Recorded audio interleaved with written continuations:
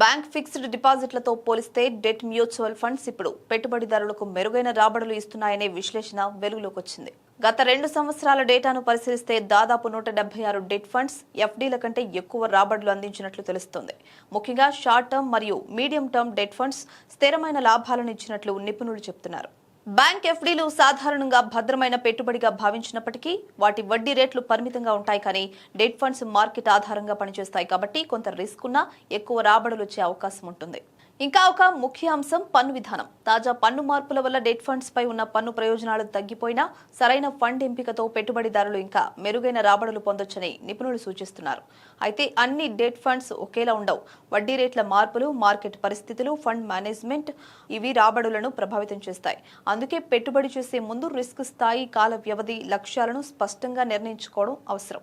ప్రత్యేకంగా తక్కువ risk కోరుకునేవారు liquid లేదా అల్ట్రా షార్ట్ టర్మ్ ఫండ్స్ వైపు చూడొచ్చు.